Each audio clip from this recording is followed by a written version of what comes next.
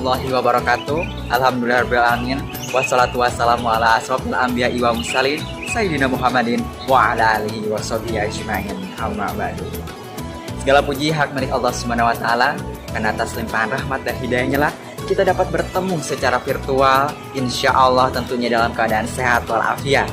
Salawat dan salam semoga selalu tercurah limpahkan kepada baginda Nabi besar Muhammad Sallallahu Alaihi Wasallam, kepada para keluarganya, para sahabatnya, para tabiin, dan kepada kita selaku umatnya yang semoga selalu tunduk patuh pada ajarannya hingga yaumil kiamah.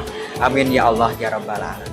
Baik, alhamdulillah tentunya sangat bahagia sekali pada pekan Ramadan tahun 2021 ini Pak Yogi dapat menemani A dan Teteh untuk berbagi ilmu, tentunya untuk mencari ilmu sama-sama gitu ya dalam bulan suci Ramadan ini. Insya Allah tentunya kita senantiasa Allah berikan kemudahan dan kelancaran. Amin ya Allah ya Rabbal alamin. Baik, sebelumnya tentunya Bapak akan tanya dulu nih, apa kabarnya hari ini? How are you today? Alhamdulillah.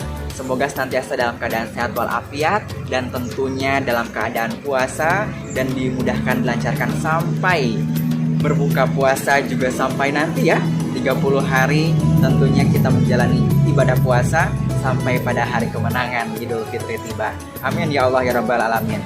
Baik, untuk menyemangati hari ini gitu Pak Yogi akan memberikan sebuah gerakan untuk menanyakan kabar dari A dan Teteh semuanya. Ya. Jadi kalau Pak Yogi tanya apa kabarnya hari ini, jawabannya dengan sebuah gerakan dan tentunya dengan sebuah nada. Simak baik-baik.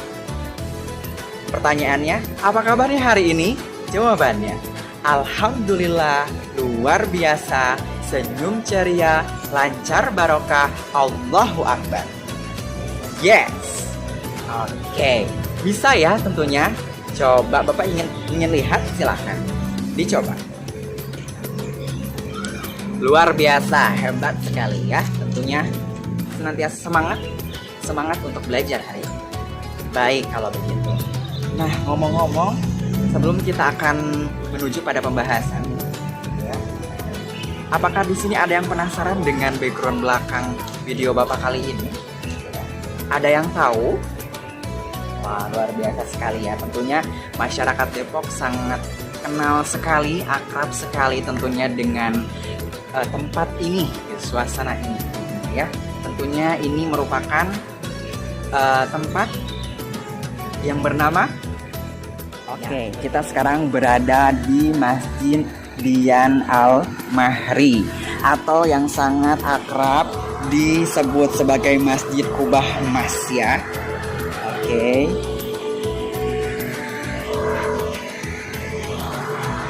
Iya, jadi di sini Bapak sedang berada tepatnya di Masjid Kubah Emas gitu ya. Dan di sini tentunya ciri khasnya itu seperti yang kita ketahui bahwa ke 5 kubah dari Masjid Kubah Emas ini dilapisi oleh emas seperti itu ya. Dan ada sebuah keterangan menyatakan bahwa masjid ini dapat menampung 20.000 jemaah. Luar biasa ya, sangat luas sekali. Dan tentunya ini menjadi bangunan juga bersejarah bagi kita semuanya tentunya ya. Bangunan sejarah Islam yang menjadi sebuah simbol keberadaan Islam saat ini. Baik, berbicara tentang tempat ini, Masjid Dian Al-Mahri atau Masjid Kubah Emas, tentunya ada sebuah pelajaran yang akan kita pelajari hari ini.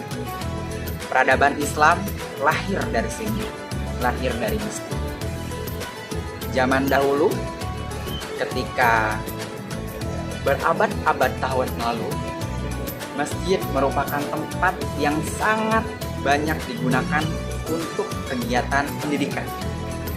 Tentunya masjid dijadikan sebagai universitas untuk orang-orang yang belajar tentang segala bidang, segala ilmu.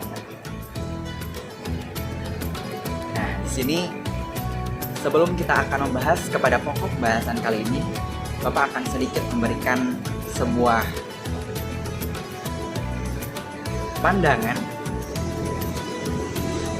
Kalian tentunya sangat kerap sekali atau mengenali sekali dengan nama Albert Einstein, Thomas Alva Edison, James Watt, dan tokoh-tokoh lainnya yang tentunya memiliki pengaruh untuk peradaban dunia ini. Namun, for your information, ya, untuk informasi buat teman-teman semuanya, bahwa ternyata tokoh-tokoh tersebut, gitu ya, yang kalau teman-teman semuanya cari tahu, gitu, bahwa mereka ini terkenal dengan orang nomor satu menemukan bohlam, orang nomor satu yang menemukan tentang bahan kimia dan lain sebagainya, sebagai tokoh nomor satu. Namun faktanya ternyata bahwa ilmuwan muslim lah yang pertama kali melakukan penelitian dan menemukan penemuan-penemuan tersebut. Penemuan itu apa saja sih Pak? Tentunya penemuan-penemuan yang sangat bermanfaat sampai saat ini. Contohnya pesawat terbang, kemudian alat optik seperti kamera, ilmu kedokteran dan lain sebagainya.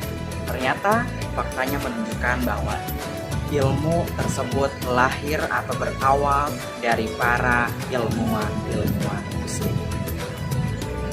Siapakah mereka dan apakah penemuannya? Mari kita simak pembahasan berikutnya. Mari kita sekarang membahas ilmuwan Islam yang tadi Bapak sebutkan. Nah, kita bermula dari sebuah sejarah. Menurut beberapa penulis barat tradisional, semua ilmu pengetahuan dan peradaban sejatinya berasal dari warisan Yunani.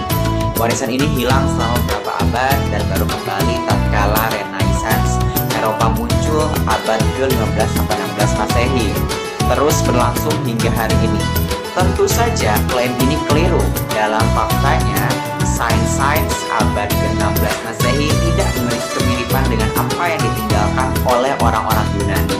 Artinya, telah ada adaptasi dan sintesa kreatif sebagai dilakukan oleh sarjana-sarjana muslim.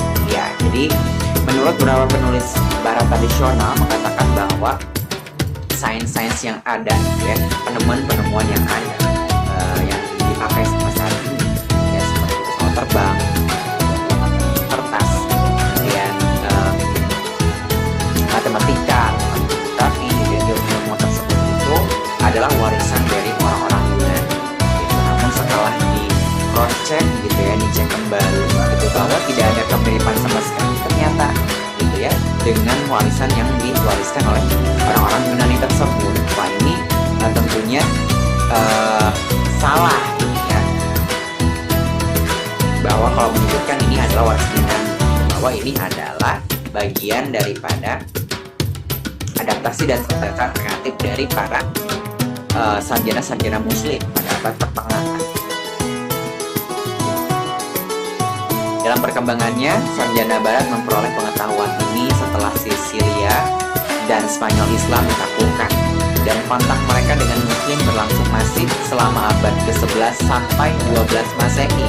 Lalu, sarjana-sarjana Eropa mulai menerjemahkan buku-buku berbahasa Arab yang dimulai abad ke-12 Masehi. Dengan demikian, secara berangsur-angsur, pengetahuan Arab Islam beralih ke dalam bahasa Eropa Latin, yang awalnya orang-orang Yunani dan Romawi tidak memiliki universitas. Universitas adalah produk dunia Islam abad pertengahan. Ya, jadi setelah caklukannya Sisilia dan Spanyol Islam ini, gitu, maka orang Eropa Latin ini mulai belajar lah, gitu, dari orang-orang Islam ini, gitu ya, mengenai segala ilmu pengetahuan seperti itu. Ya, maka mereka juga membangun universitas yang mula-mulanya universitas ini dibangun oleh para ilmuwan Islam. Ya, seperti itu. Nah, di sini pada prosesnya, gitu ya.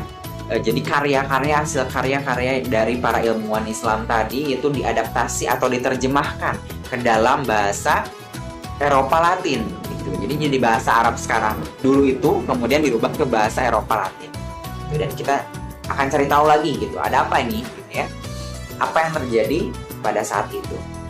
Berikut adalah tokoh-tokoh atau ilmuwan Islam yang memiliki atau yang telah menjadi pelopor peradaban dunia. Oke, sayap Abbas bin Firnas. Ada apa dengan sayap Abbas bin Firnas? Ya, oke, silahkan diperhatikan dulu, boleh dibaca juga silahkan. Baik, di sini ada dua tokoh ya, ada dua ilmuwan ya, ada Roger Bacon dari Inggris yang dianggap sebagai orang pertama yang mengkonstruksi diagram mesin pesawat terbang dan dianggap sebagai orang pertama memikirkan penerbangan manusia. Berikutnya, Leonardo da Vinci menyiapkan prototipe mesin pesawat terbang. Juga seperti yang kita ketahui, ada Wright bersaudara gitu ya, yang memang mereka itu menginisiasi gitu ya penerbangan manusia atau pembuatan pesawat ini gitu. Namun ternyata bukan mereka lah gitu ya penemu pertama penerbangan ataupun pesawat di sini ya, tetapi yang pertama kali itu adalah ilmuwan Islam yang bernama Abbas bin Firnas. Beliau adalah insinyur dan penerbang Spanyol Muslim pertama dalam sejarah yang membuat mesin pesawat terbang di Cordoba. Nama lengkapnya Abu Al-Qasim Abbas bin Firnas bin Wirdas Al-Takurini Al-Andalusi Al-Qurtubi. Beliau lahir pada tahun 810 Masehi di Izzenran Ronda Al-Andalus yang sekarang itu Ronda, daerah Ronda Spanyol. Gitu ya. Jadi dulu Spanyol Islam pada saat abad pertengahan itu. Nah, di sini Abbas bin Firnas ini adalah orang yang pertama memiliki ide bagaimana atau memikirkan bagaimana manusia bisa terbang seperti itu. Ya, mula-mulanya ada sebuah artikel menjelaskan gitu ya. Mula-mulanya Abbas bin Firnas ini melihat seorang lelaki pemberani namanya Armen Firman yang dia melakukan akrobatik untuk terbang seperti itu. Dan kemudian Abbas bin Firnas dengan kepintarannya, dengan kecerdasannya gitu mulai mempelajari detail bagaimana ilmu tentang bagaimana terbang dengan kemampuan ilmu yang beliau miliki gitu ya. Kemampuan matematika, fisikanya itu ya. Tentunya itu dikerahkan gitu ya. Jadi bukan semerta-merta Abbas bin Firnas ini dengan tangan kosong, dia tidak punya ilmu apa-apa, dia melakukan sebuah penerbangan, tidak teman-teman. Tapi beliau itu sudah memiliki ilmu tentunya ya, ilmu fisika, ilmu matematika yang menjadi dasar gitu ya untuk melakukan atau membuat mesin pesawat tersebut gitu ya. Mula-mula beliau ini membuat sayap gitu ya dari bahan sutra gitu ya, yang dihitung dan bulu juga gitu dihitung sehingga bisa menahan berat badannya saat penerbangan gitu. Ya, dia mencoba, kemudian pada suatu ketika gitu ya dia melakukan penerbangan gitu ya dengan apa? Penerbangan dengan alat kendali gitu. Jadi sudah tidak lagi yang tradisional ataupun yang percobaan pertama, tetapi telah hasil daripada dia melakukan penelitian, dia lakukan belajar dari kesalahan, belajar dari kegagalannya gitu, sehingga dia membuat sebuah kerangka yang disebut sebagai pesawat dengan pacu kendali seperti itu. Namun ternyata hasilnya pun memang belum sempurna gitu ya, sehingga dia mampu untuk terbang selama 10 menit, kemudian akhirnya dia bisa mengontrol tinggi rendahnya kecepatannya. Namun ternyata pada di kecepatan ini gitu ya, karena memang ada bagian yang memang belum sempurna gitu, sehingga akhirnya dia pun terjatuh seperti itu ya. Ini terjatuh dan luka-luka seperti itu ya. Meskipun begitu, memang penelitiannya tidak dilanjutkan gitu, karena memang pada saat itu dia luka-luka sehingga sakit seperti itu ya, maka penelitiannya cukupkan pada saat itu. Namun ini menjadi sebuah dasar gitu teman-teman, bahwa hasil penelitian dari Abbas bin Firnas ini menjadi dasar ide untuk pembuatan mesin pesawat ataupun pesawat terbang seperti itu ya. Dan orang berikutnya gitu ya adalah orang dari negara kita, Indonesia gitu ya. Ini siapa? Ya betul ya, beliau adalah Bapak B.J. Habibie ya, Beliau ini adalah seorang yang cerdas, seorang yang hebat, ya. Tentunya di bidang kedirgantaraan, gitu ya. Beliau hebat sekali gitu di bidang itu, sehingga ide-idenya gitu ya, termasuk Abbas bin Firnas juga gitu, sampai sekarang ini masih digunakan dan menjadi acuan gitu untuk buatan mesin pesawat terbang seperti itu. Dan luar biasanya sekali gitu ya, karena idenya ini itu hasil penelitian, hasil dari penemuannya ini, Abbas bin Firnas ini namanya diabadikan dalam bandara ya, di salah satu bandara di Baghdad. Kemudian dibangun juga gitu daerah Irak itu monumen atau tugu di mana menggambar yang memperlihatkan gitu Abbas bin Firnas ini melakukan penerbangan seperti itu. Betapa cintanya sekali orang sana gitu ya, bahwa mereka punya tokoh sehebat Abbas bin Firnas. Kita lanjutkan pada tokoh berikutnya. Baik, Al-Khwarizmi dan huruf dan baik. Al-Khwarizmi.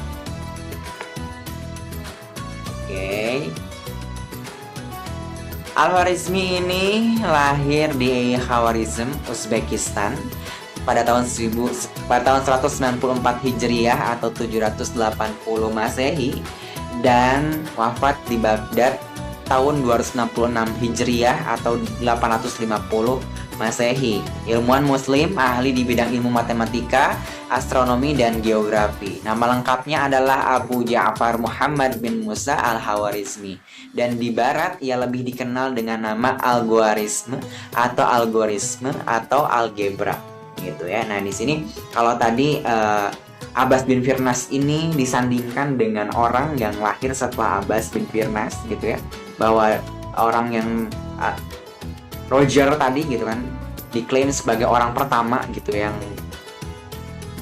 menciptakan atau menemukan mesin pesawat.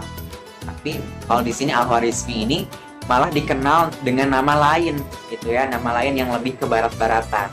Di sini ada klaim lagi nih, ada pengakuan lagi nih gitu ya. Jadi para penerjemah itu gitu ya, orang-orang Eropa itu gitu mengganti nama beliau ini dengan nama lebih ke barat-baratan. Jadi seolah-olah bahwa ilmuwan ini itu lahir di sana gitu, bukan ilmuwan Islam. Luar biasa ya seperti itu. Padahal beliau ini adalah ilmuwan Islam.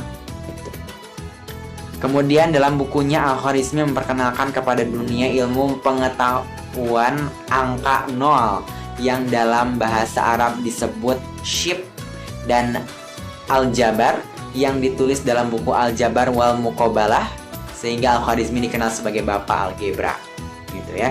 Jadi beliau ini ahli matematika gitu ya, yang pertama kali memberikan ilmu pengetahuan bahwa untuk adanya angka 0. Ini luar biasa sekali. Bayangkan ya kalau misalkan deretan angka yang sekarang kita pelajari saat ini tidak ada angka 0-nya, itu seperti apa gitu kita menghitung. Kemudian beliau juga menjadi bapak algebra gitu ya, yang memperkenalkan atau yang memberikan ilmu kepada kita tentang aljabar gitu, dimana seperti ada penggunaan variabel X, Y gitu. Mungkin teman-teman sudah ada yang kenal mengenai aljabar seperti itu. Luar biasa sekali ya Al-Khwarizmi ini. Kita lanjutkan pada tokoh berikutnya. Kamar gelap Ibnu Haytham. Wah, ada apa dengan kamar yang gelap itu ya? Kamar yang gelap. Oke. Baik, ilmuwan Islam berikutnya adalah Ibnu Haytham. Ibnu Haytham lahir di Basrah, Irak pada tahun 354 Hijriah dan meninggal dunia pada 430 Hijriah. Hingga sekarang Ibnu Haytham dikenal sebagai bapak optik modern. Di barat ia dikenal dengan nama Al-Hazen.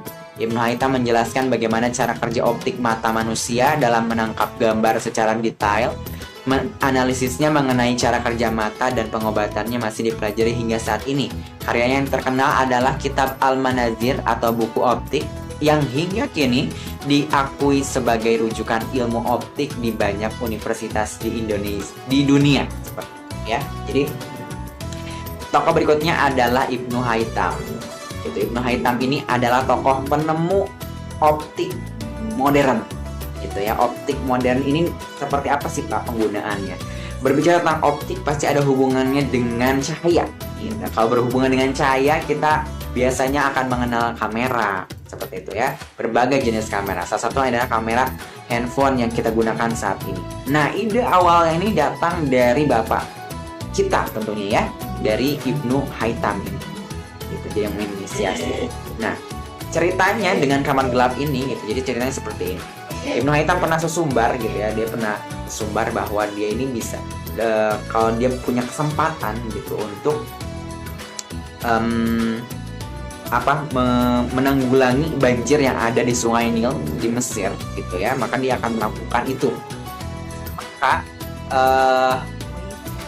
pejabat dari Mesir tersebut gitu ya meminta Ibnu Haytham untuk melakukan itu. Namun ternyata Ibnu Haytham tidak bisa melakukan itu, dan tentunya dia harus dihukum seperti itu karena perbuatannya tersebut. Akhirnya dia pura-pura gila gitu. Akhirnya dia tidak jadi dihukum mati, tetapi dia dihukum rumahan biasa. Nah, akhirnya dia dikurunglah di sebuah penjara rumahan yang gelap itu. Nah, disinilah gitu ya, justru malah Ibnu Haytham ini membuat sebuah karya yang luar biasa gitu ya, dimana dia menemukan tadi ya, cara kerja optik gitu ya, cara kerja optik mata manusia yang tampak gambar secara detail gitu. Jadi ada cahaya yang masuk pada lubang kecil itu, dimana cahaya tersebut itu memantulkan gambar yang ada di luar gitu ya, sehingga tampak seperti itu. Nah, ini pemikiran ide yang datang dari Ibnu Haytham seperti itu ya. Salah satu kameranya itu kamera obscura gitu ya. Teman-teman bisa cari lagi lebih banyak lagi referensi seperti itu ya. Jadi kamera yang saat ini kita gunakan di handphone, kamera saku gitu ya, kamera DSLR dan lain sebagainya, itu pertama idenya itu dari beliau ya, dari ilmuwan Islam Ibnu Haytham. Kita lanjutkan. Nah,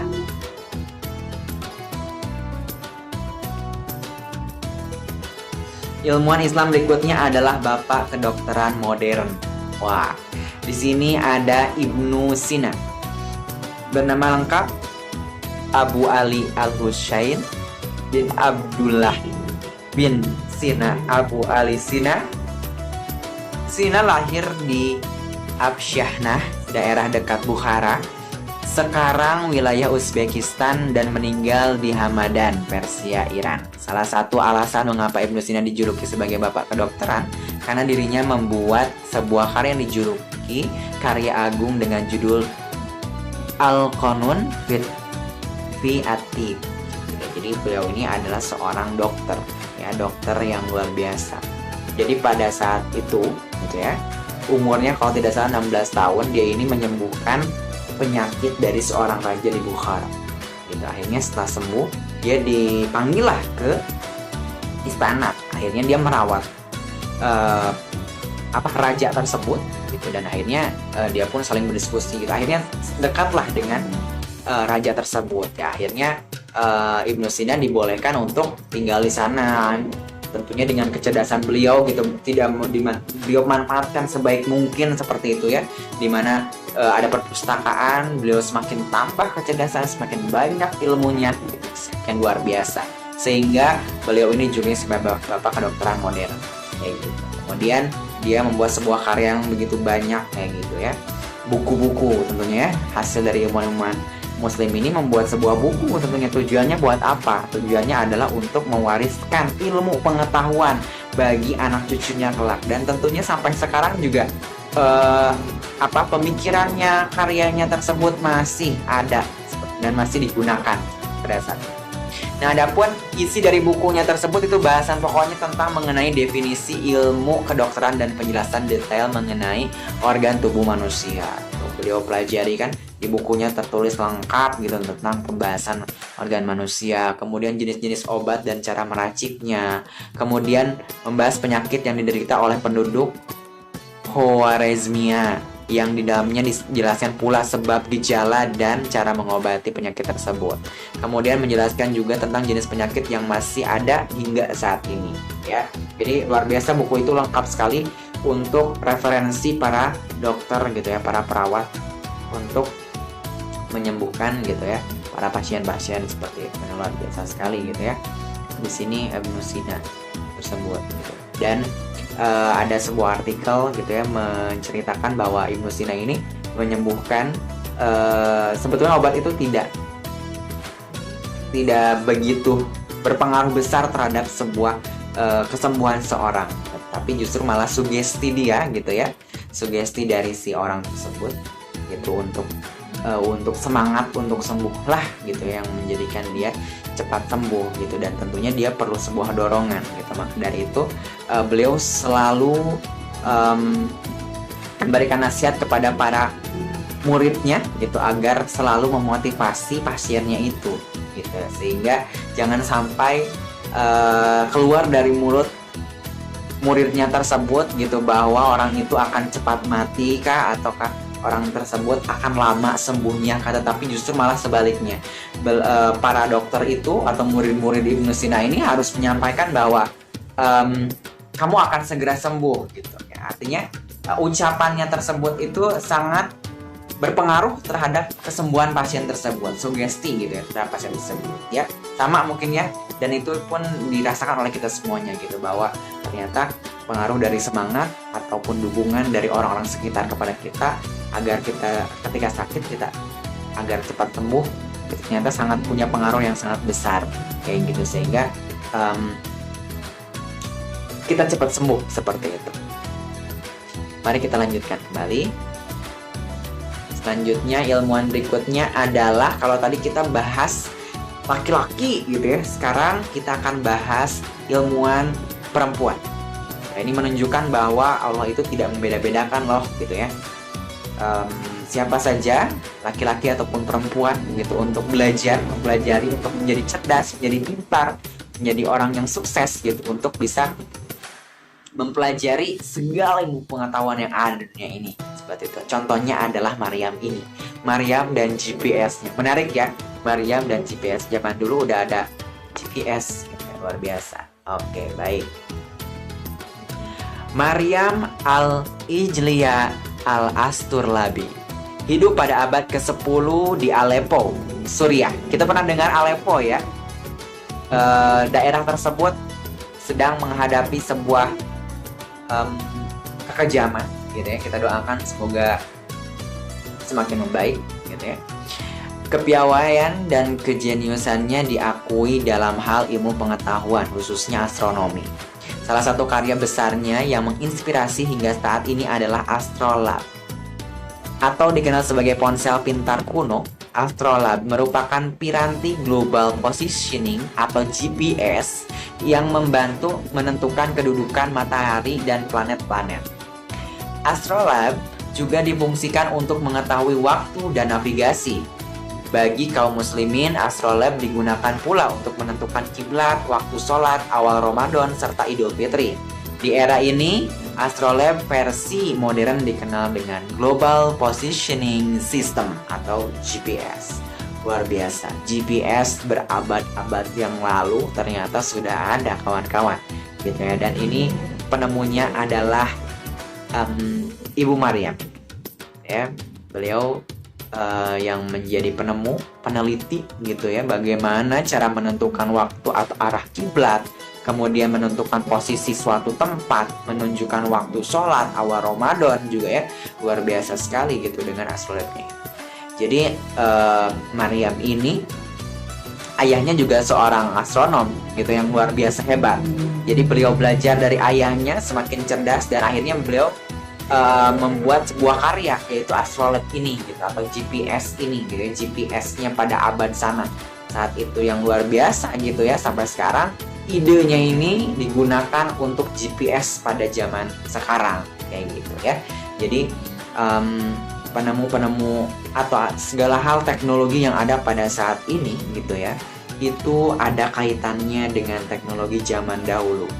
Oke, zaman sekarang sudah mulai sangat canggih tentu saja gitu ya, karena seiring berkembangnya zaman gitu ya, orang semakin pintar, teknologi semakin luar biasa pesat meningkat gitu ya, sehingga piranti-piranti tersebut gitu, astrolab gitu ya, dulunya astrolab sekarang menjadi GPS bentuknya bisa ada dalam ponsel, kemudian dalam alat navigasi lainnya seperti itu, sehingga semakin mudah gitu saat ini gitu untuk menentukan arah kita mau kemana gitu ya.